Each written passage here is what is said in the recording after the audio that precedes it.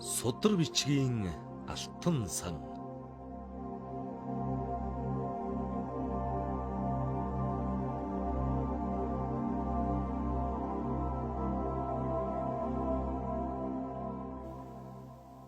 Гэрэлт наран тэнгэрээс гүйгүүлж орчлонгийн амьдралыг тэтгэнэм.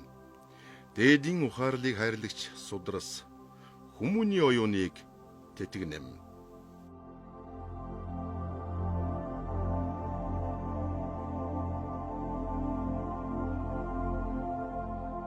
Бурхан Багшийн зарилэг шитрийн зохиолоос монголчуудын амьдралд одоо малчин ардууд би хүүхэд байхаас л мэдх юм.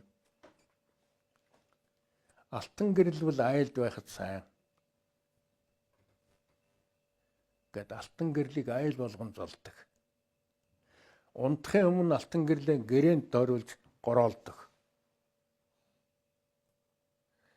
Цагаан сарын битүүн ч юм уу цагаан сарын үеэр бол готоон тайруулж гороолдог алтан гэрлээр. Алтан гэрлийг бол судар нугуудын хаан гэдэг. Энэ бол Бурхан Багшийн өөрийнх нь айлцсан зохиол шүү дээ. Яагаад ингэж хэлж байгаа юм бэ гэд энийг би алтан гэрлийг бол бас жоохон яалаа да. Жоохон судлалаа, сонирхлоо үзлээ. Тэгэхээр алтан гэрэлд бол одоо Бурханы шишний дотоод яс өвчнөд шалтгааны ухаан, дуун ухаан, тэжэхүү ухаан, энэ ангаах ухаан шүү дээ. Энэ олон ухаануудаас бол 29 бүлэгтэй. Тэр 29 бүлэгт бол багтаацсан байгаа байхгүй. Ийм учраас судар нугуудын хаан гэсэн юм байна. Амгалан инхийн жаргалыг хүсэгч ариун дээдийн номын буйнаар цэнгэгч бүхэн судар тарны үзэл санааг ухан ойлгож суу билэгтэй хүмүүний амьдралаар замдаг билээ. Аливаар түмний сэтгэлгээний ундраг зан үйлийн тайлал нэгэн судраас эхэлж нэгэн сударт зангиддаг ажгүй. Монгол оронд Бурханы шашин дэлгэрсэн тэр гэгэн гэрэл тон цагт Сэред буюу судар нугуудын хаан алтан гэрэл судар анхлан нэвтэрчээ. Эрэлхийг дайчин удамтай монголчуудын оюун санааны их эргэлт үзэл сурталын нэгэн сэлбэл бол алтан гэрэл судар. Тэр энэ алтан гэрэл судар гэдэг бол монголчуудтай бол маш их холбоотой. Ялангуяа Монголд Бурханы шашин орж ирсэн цагаас эхлээд бол монголчуудын хамгийн гол шүтэж явсан шүтдэг ийм судар юм аа. Тэгээд бол ер нь бол яг Бурхан Багш бол одоогоос 3000 гаруй жилийн тэртээ бол морилж байсан. Тэр үедээ бол Бурхан Багш өөрөө энэхүү судар номыг бол айлдсан ийм түүхтэй. Тэгээд Монгол оронд бол Бурханы шашин 3 удаа дэлгэрсэн гэж үздэг. Тэрний хамгийн анхны дэлгэрэлтийн үед бол монголчууд алтан гэрэл судрыг шүтэж байсан гэсэн ийм түүхтэй юм билээ. Тэгээд сүүлд нь хоёр дунд болон сүүлийн дэлгэрэлтийн үед бол Монгол оронд Бурхан шашин бол төв дээр дамжиж ирсэн. Тэр үед ч гэсэн монголчууд мөн алтан гэрэл судрыг шүтэж байсан ийм түүхтэй. Тэгээд ер нь бол алтан гэрэл судар гэдэг маань өөрөө юуны тухай өгүүлдэг юм бэ гэхдээ зэрэг энэ бол маш цогц судар. Энэ дотор бол бодгаал өөрөө яаж гэгэрхийн төгс гэгэрэлд хэрхэн яаж хүрдгийг бодисатын замаар яаж явдгийг гэдэг тухай бол маш дэлгэрэнгүй гарна. Тэгээд дээрээсээ юмс үзэгдлийн зүй тогтол тэр хоосон чанар гэдгийн тухай бол бас айлдсан байдаг. Тэгээд бас нэг зүйл нь юу гэхтэй зэрэг бол энэ тэнгэр лус газрын эзэн тэргүүтэн эдгээрийн тухай бол тус тусдаа бүлэг гардаг тийм байгаа. Тэгээд энэ ялангуяа эдийн тэнгэр бид нар намсрай гэж ярьдаг тийм ээ, баян намсрай гэж ярьдаг. Тэр эдийн тэнгэр намсрайн тухай бол гардаг. Түүнийг яаж бүтээх тухай. Тэгээд мөн цогт охин тэнгэр буюу балдан лам гэж байдаг. Энэ сахиусын тухай дэлгэрэнгүй гардаг тийм юм лээ. Төгсгөл хэсэгт нь болохоор зэрэг бол Бурхан Багшийн өөрийнх нь бодисатын замаар яаж явж ирсэн. Бодисатын замаар замнаад амьтны тусыг яаж үлдэж байсан тухай бол бас айлдсан байдаг. Тэгээд ер нь бол алтан гэрэл судрыг эдийн тэнгэр гэж бас хэлдэг юм лээ. Тэгээд эдийн тэнгэр гэдэг маань бол юу гэсэн үг вэ? Эд таваарыг одоо аривжуулах гэсэн ийм одоо утгатай. За тэгээд энэ алтан гэрэл судрыг одоо шүтэж бишрээд ингээд явж явах юм бол дөрвөн махаар нь зуюу одоо ялангуяа түүний дундаас одоо намсраа бол маш их одоо тэтгэнэ. Тэгээд одоо энэ алтан гэрэл судрыг яг ёсчлон одоо ёс журмынхын дагуу яг ёсцсон шүтсэн одоо хүнийг бол маш их одоо эд таваараар одоо аривжуулах, ялангуяа одоо бид нар нөгөө гарцын одоо үүдийг хаах, олзны үүдийг нээх гэх юм ярьдаг шүү дээ, тийм ээ. Тэр бүгдийг бол яг ёсчлон бүтээх тухай бол өөрөө амт хангарахаа өгсөн тийм одоо байдаг юм лээ. Төвазын хөргөн ууд нь нутагт тархай бутархай нүдлэн амьдрах монголчууд буддын шашны ачаар хол ойр оршихыг үл харгалзан Азийн олон улс түмэнтэй оюун санааны болон соёлын хэлхий холбоотой болжээ. Урт удаан түүхэндээ монголчууд зөвхөн догшин хэрцгий байлдан дагуулагч төдий бус харин ч Азийн ихэнх улс түмэнтэй номын ахан дүгийн барилгатай явж иржээ. Эрдний энэтхэг орноос ихтэй буддын сургаал нь Азийн ард түмэнд шинэ амьдрал, шинэ соёл иргэншлийг түгээн дэлгэрүүлж, амьдрах зан үйл, сэтгэх ухамсарын гүнд бидний бодож байгаагаас илүү гүн гүнзгий нэвтрэн шингэлсэн ажээ. Тэгээ алтан гэрэл судар бол ер нь бол 13 дугаар зууны сүүл үе тийм ээ. Тэр буян тааны үед оршуулгдсан номууд энийг шүү дээ. Тэгэхээр монголчууд бурхны шинийг ойлгохдоо дандаа манжин чин хүмүүсийн үетэй дандаа холбож үздэг. Гэтэл өмнө чанартай бол монголчууд бурхны шиний бол нэн эрт үеийн төвхтэй оров. Ялангуяа ном судар орчуулсан үе бол чин өмнөх Монголын одоо тэр Юан гурван Монголын эзэн төхөрний үед бол монголчууд ном орчуулсан ийм одоо төвхтэй. Тэгэхээр банзрагч судар, алтан гэрэл судар, тэгээ манчир бурхны алдрыг үнэхээр өгүүлэхүй буюу одоо жамбал цамц гэдэг нэртэй номууд бол яг 1000 оны үед орчуулж байсан судруудаас өмнөх үеийн орчуулгууд бол их Юан улсын үед орчуулж байсан орчуулгууд байгаа юм. Энэ дотор бол алтан гэрэл судар бол нэн эрт үед одоо дахин орчуулагдсан ийм судар. Тэгэхээр алтан гэрэл судар бол нийтдээ бол одоо 21 бүлэгтэй 29 бүлэгтэй гэж хэд хэдэн янз хуваадаг. Эндээс бол монголчуудын нийтдээ төлхүүгээр их одоо хэрэгж одоо тэр судруудаа их дахиж хүндэтгэж одоо ирсэн уламжлал бол нийтдээ 29 бүлэгтэй алтан гэрэл судрыг их дахиж мөргөж ирсэн уламжлалтай л да. Гэхдээ зөвхөн одоо тэр судрыг бурхны шинэ төхөний хувьд бол судрыг одоо хадгалж тагсны буян гэж бас их байдаг. Тэгээ хадгалж тагснасаа гадна доторх агуулгыг одоо уншиж ойлгож мэдэх гэж бас буян байдаг. Ойлгож мэдсэн зүйлээ өөртөө хэрэгжүүлж дадлгашуулж тэрийг өөрийн амьдралдаа мөрдлөг болгох гэдэг ийм одоо үе шаттай ийм одоо боловсролч шинэ боловсрол авдаг юм зүйл бий л дээ. Тэгэхээр алтан гэрэл судар бол ерөн бурхан багшийн айлтсан айлдвар зарилгыг одоо олон төрлийн одоо лам хуургууд, зарим нь энгийн ноёд, зарим нь энгийн одоо ард, янз бүрийн одоо энгийн бүр худалдаачин хүн ч гэсэндээ бурхан багшаас асуусан. Тэр одоо олон асуултуудыг нийлүүлээд нэг цогц судар болгосныг бол алтан гэрэл нэрт судар гэж нэрлэгдсэн шүү дээ. Монгол оронд бурхны шашин дэлгэрсэн цаг үед Монгол хаад шашин тэрийг хөслүүлэн барих буюу хос ёсны сургаалыг дээдлэн улс орныхоо амьдрал хууд нэвтрүүлэн иржээ.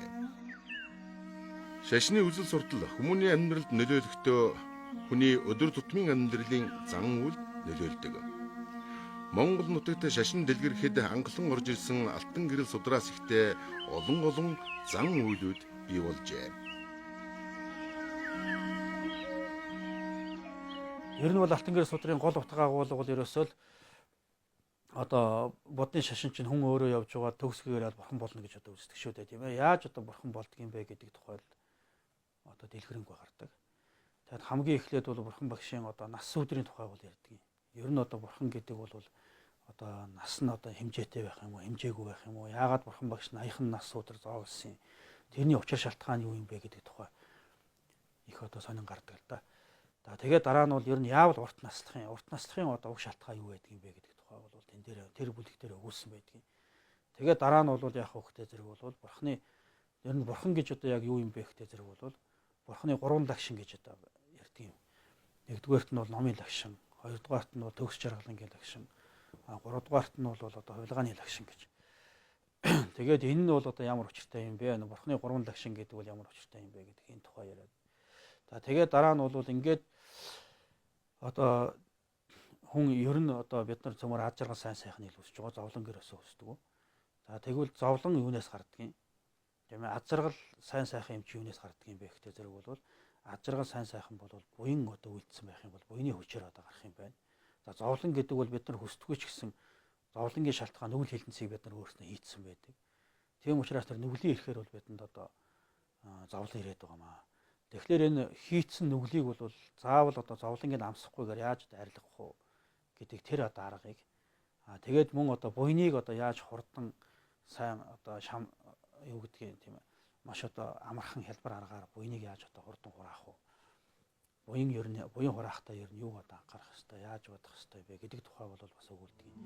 За тэгээд дараа нь бол хүн яг одоо гэгээрэхээр ингээ явахаас зэрэг бол бодисатын замаар одоо явж гээгэрх хэвээр. Тэгвэл бодисатын замаар одоо яаж гээгэрх юм? Бодисатын одоо хичнээн одоо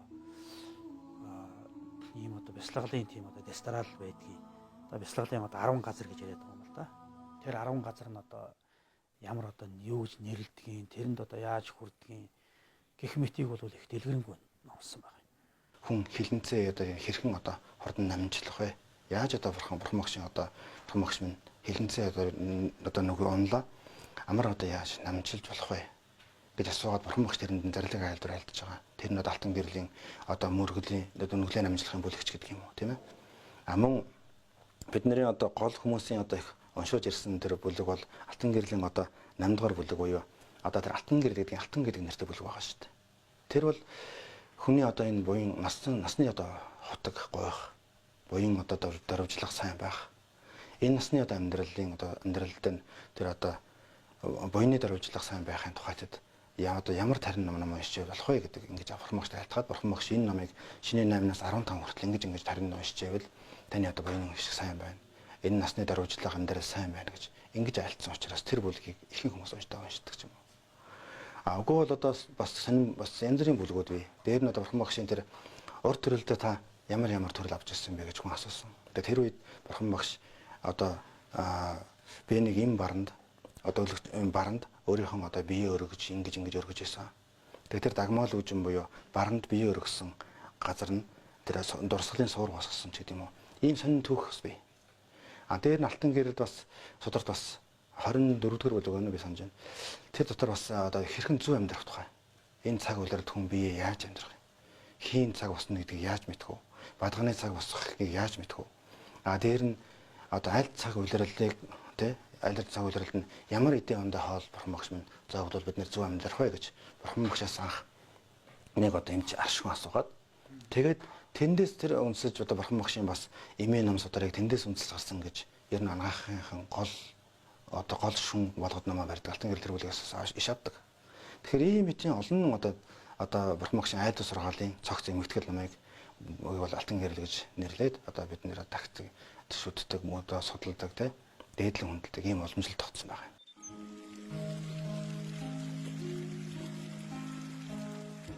Алтан гэрэл судрыг эртний хотон, хятад, төвд, Япон зэрэг орноос эхлээд Азийн олон улс орнуудад ихээхэн дээдлэн тагсаар ирсэн. Алтан гэрлийн даллага гэж Монгол хүн бүр мэддэг. Чухамдаа даллага хэмээх зан үйлийн их сургуульж алтан гэрэл судраас уламжлагдан ирсэн байдаг. Даллага авахд айлгэрийн буян шиг булгын ундраг мэт оргилдог. Даллага авах, хурайлах зэрэг нь даллан дуудаж, янагш ирүүлэх гэсэн үгийн нэгэн утга юм. Алтан гэрэл судар нь одоогоос 653 жилийн тэртээ монгол хэлний анх орчуулагдсан 400 гаруй жилийн тэртээ анх баг хэвлэлээр хэвлэгдэн олон түмэнд төвжээ. Тэр үеэс энэхүү их хөлгөн судар Монгол сүжитэн бүрийн дээдийн тахил улсоор ирсэн юм. Монгол оронд хамгийн олон хуваар хэвлэгдэн айлдварын хойморт залгадж байгаа судар алтан гэрэл судар.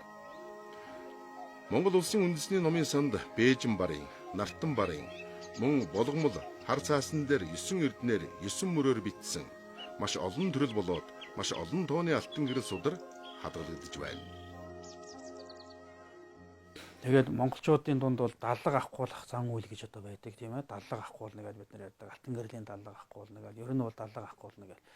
Тэгээд энэ одоо даллага авахгүйх зүйл бол монголчуудын дунд их одоо өргөн дэлгэр байдаг.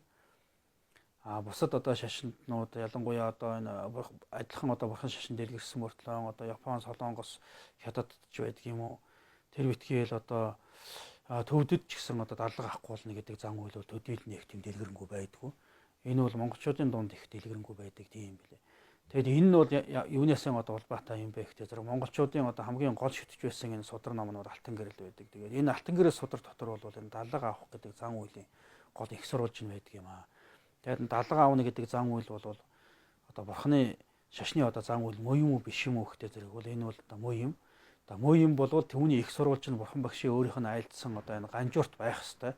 Тэгвэл ганжуурын одоо хаана ямар одоо бүдэг ямар номонд нь сударт нь байдаг юм бэ гэхтэй зэрэг энэ бол алтан гэрэл сударт их сурвалж нь байгаа юм а гэдгийг одоо дээд слам нар ялангуяа одоо төвдийн их алдартай мэрэгэн Гүнтэн гэгэн гэж одоо лам байдаг. Тэр хүн бол одоо айлдсан байдаг тийм билээ. Тэгээ тэр хүний өөрийнх нь зохиосон алтан гэрэл судрыг унших арга гэж одоо ном байдаг. Тэр номон дотор бол дурдсан байдаг тийм билээ. За тэгээд мөн одоо монголчуудын бас нэг одоо онцлог юм юу гэхлээр сан тавьулдаг. Сан тавих зан үйл бол бас монголчуудын дунд их дэлгэрэнгүй түгээмэл байдаг. Уул овоон дээр гараад одоо сан тавьдаг. Гэр орондоо одоо сан тавьдаг. За янз бүрийн одоо ямарваа нэгэн бурхан шашны зан үйлийг үлдэхдээ заавал одоо сан тавьдаг нэг юм одоо зан үйл байдаг. За энэ бол одоо бусад газар бол яг хуу ер нь одоо Хятад, Япон, Солонгос центрт бол сүм хийдэд очиод одоо хүж өргөх одоо үнэртнийг өргөх буюу одоо хүж өргөх ийм одоо зан үйл бол их дэлгэрэнгүй байдаг л да. За монголчууд бол хүж бол өргөн. Тэгтээ бол одоо сан тавина гэсэн сан гэсэн тусгай одоо тийм зохиосон одоо ном судар ийм юм бол маш их байдаг. За тэгээд төвдөд бол яг сан бол байх нь байна. Уул овоон дээр бас сан тавьдаг дээр ёс бол байна. Тэгтээ монголчууд шиг ийм одоо түгээмэл бол бас биш юм билээ гэж ингэж одоо үздэг. Тэгэд энэ одоо сан тавих зан үйлийнх нь гол их сурвалж нь бас юу юм гэхтэй зэрэг бол энэ алтан гэрэл судар одоо болж өгдөг юм аа. Сан тавьснаар бол ямар одоо тус эрдэмтэй юм бэ? Бид нар одоо бурхан гонч гүсэнд сан тавих ч байдаг юм уу? Тэнгэрл усад одоо сан тавих ч байдаг юм уу? Ийхүү одоо сан тавьснаар энэ сан гэдэг зан үйлийг одоо үйлдээд энэ одоо ном судруудыг уншилснаар бол цаад тэр одоо бурхан сахиус за тэгээ тэнгэрл ус тэдгээр бүгдтэй бол яаж хүрдэг юм бэ? Энэ нь бол яаж одоо тэр бүгдтэй одоо яг тэгээд дахид болж одоо очдөг юм бэ гэдэг тухай бол бас энэ алтан гэрэл сударт их сайхан дэлгэрэнгүй одоо гаргацсан тийм одоо байдаг юм блэ. Тэгээд тэрний одоо их сурвалж нь бас алтан гэрэл сударт байдаг юм аа гэдэг энэ тухай бол Дандрал Харам бас өөрийнхөө номонд одоо дурдсан байдаг. Гэх мэтийн бол энэ монголчуудын одоо бурхан шашинд үйлдэж байгаа гол зан үйлүүдийн ингээ харахтаж гисэн бол алтан гэрэл судартайгаа их холбоотой тийм байдаг. Алтан гэрэл судар нь Монголын Юан гүрний сүүлчийн хаан Тогоон төмөр болоод Монголын хааны ордныхнээс наашлах дэмжлэгээр монгол хэлнээ орчуулагдсан юм. Актемч Дамдын сөрөнгийн үзэж байгаагаар энэ судрын анхны орчуулгыг саж хийдийн лам Шарвсинг хийсэн гэдэг. Буддын сургаалыг ивент итгэж ялангуяа алтан гэрэл судрын үзэл санааг ихэд дэмжиж байсан Тогоон төмөр хааныг тусд бод сэтгэлийг насан туршид дураасан үл ангижруулагч Бодсатва хэмээн өргөмжилжээ. Мөн монголчуудыг шарын шашин дургуулсан Төмдийн алтан хаан алтан гэрэл судрыг дэлгэрүүлэхэд чухал байр суурь эзэлдэг. Бурхан багшийн айлдвар золиос сургаал бол өөрийнх нь айлдсан одоо жадам судар тийм үү? Жадам тэгээд дээрэндээ галсан юм уу? Одоо энэ алтан гэрэл тэгээд өөрийнх нь дандаа айлдсан сургаал болгонд судар болгонд бий. Тэгэхээр тэр дотор бол ер нь хүний тэр ариусан гэгэрх гэдэг ойлголт бол хүний өөрийн одоо оюун ухааныхаа тэр муу сэтгэлүүдээ даран дарсаар байгаад амьтныг энерж хайрлахын эцэст тохирох. Өөрийн тэр зөвхөн өөрийгөө ингэж одоо бодоод байгаа. Өөрийгөө гэдэг тэр өөрийнхөө тэр бие гэдэг тэр үзэл суналт хит автсан тэр авталтыг даран дарсаар байгаад бэлэг болгонд хүрэх гэж ийм хоёр чухал ойлголтыг бол алтан гэрэл болоод ер нь жодом тэргүүтэй бүх судар одоо ганжуур тэргүү судраараа дамжуулж айлцсан. Тэгэхээр бурхан багшийн айлч номыг үздсэн гэсэн бүгд эргээд өөрийнх нь айлдвар сургаал заавал тулдаг. Тийм болохоор эртнээсээ монголчууд яг энэ одоо алтан гэрэл тэргүүтэй тийм ээ. Энэ одоо судар шаштруудыг хүндэтгэх одоо орчуулж өөрийн хэл дээрээ ойлгож унших. Тэрний үеийн мэрэгдийн тэр янз бүрийн тайлбаруудыг одоо олж үзэх, унших. Тэр монгол мэрэгдийн хийсэн эртний энтерхийн мэрэгдийн хийсэн судруудад хийсэн тайлбар биш шүү дээ. Жадам судар туртал монголчууд бүр дэлгэв тайлбар хийсэн байгаа шүү дээ. Тайлбарч чадсан гэж. Тэгэхээр алтан гэрэл сударч гэсэндээ бас янз бүрийн уншихад ихэнх алтан гэрэл судрынхаа өмнө унших, тусгай уншлага хийсэн байгаа юм. Алтан гэрэл судрынхаа дунд нь хойно төгсгөлд нь дадлага авдаг дадлагын судар хийсэн байгаа юм. Тэгээ ийм одоо нарийн яс уншлаад бол Монголд их тогтсон шүү дээ. Энэ номынхаа иргэн тойронд. Тэгээд миний одоо сонсож байснаар бол өндөр гэгээ зан базар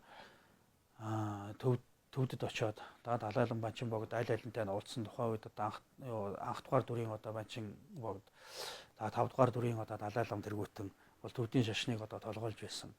Тэдгээр улсуудтай бол уулзаа тэгээд ер нь бол монголчууд бид одоо ямар судрыг одоо голж шүтэх вэ гэж ингэж асуусан байдаг. Тэгэнгүүт зэрэг бол та нар алтан гэрээ судраа одоо голж шүтээрээ. Дээр үеэсэн одоо танай монголчууд алтан гэрээ судрыг одоо их шүтдгээ. Тэгээд тэрийг одоо шүтээ явж яхад бол болно гэсэн юм одоо байдаг. Тэгэхээр тухайн одоо газар орон болвол Бурхан багшийн одоо энэ судар номнуудын дотроос бас нэг судрыг нь одоо сонгож голлож шүтсэн тийм тохиолдлууд их байдаг. Жишээлх юм бол зарим газар бол цагаан лянхаа гэдэг одоо судрыг одоо их шүтдэгч байдаг юм уу. Зарим газар бол очроор огтлогчийг одоо шүтдэг. Зарим одоо нутагт бол одоо төвдөд бол манган чагжаава бас одоо дойдог алсан гэж одоо сайн цагийн мянган бурхны тухай өгүүлсэн судар байдаг. Тэрийг одоо их голлон шүтдэгч байдаг юм уу.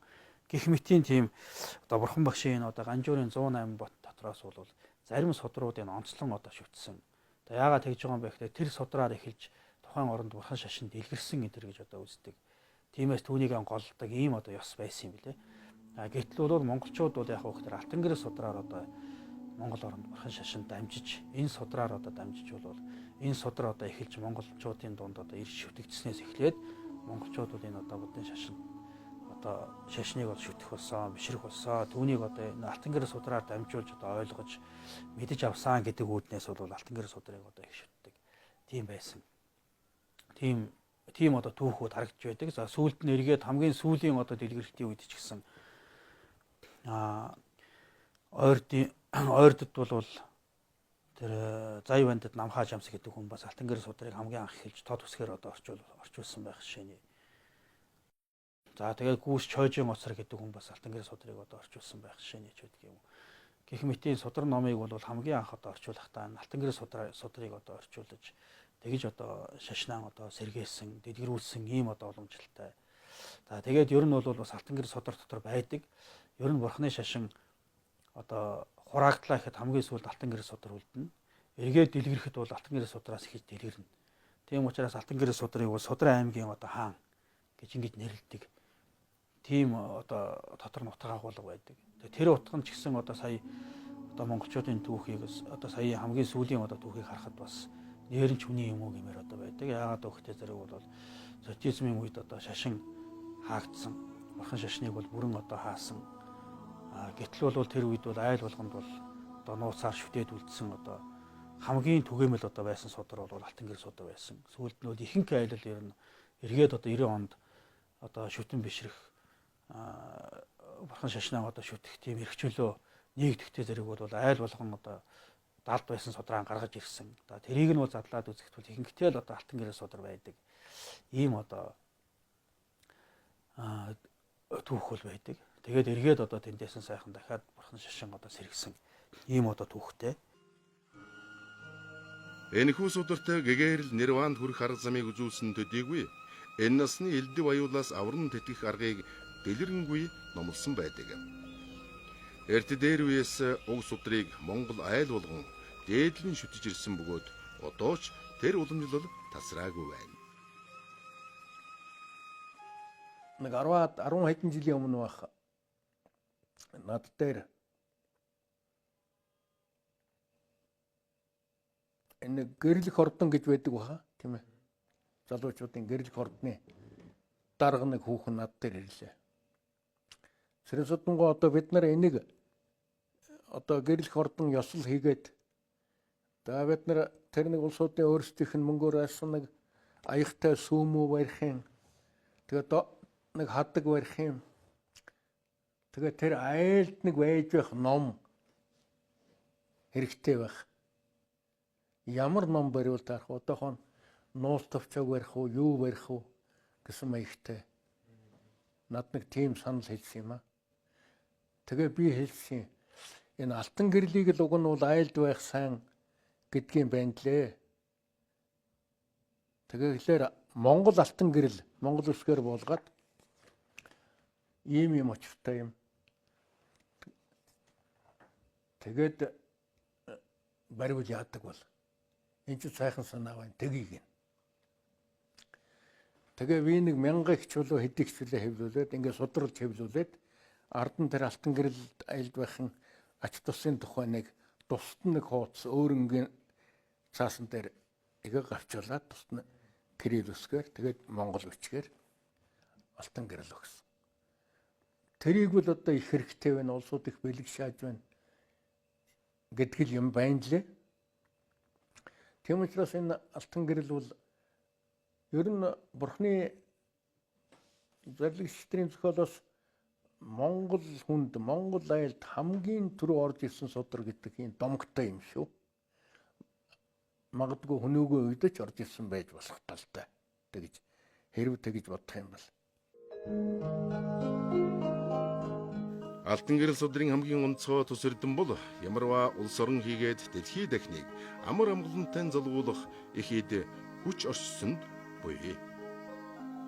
Хамаг хилэн сэгэвдэхийн тулд номлосон дээд үлзийт болоод хилэн зэтүүлийг баран үлдэгч, хамаг жаргалан өгөн үлдэгч, хамаг зовлон эвдэн үлдэгч, хамгийн болгоогч ямагтын суурийг хамаг цогоор сайтар чимээд хамаг адис тэдэг оршоож өгүүлсүү.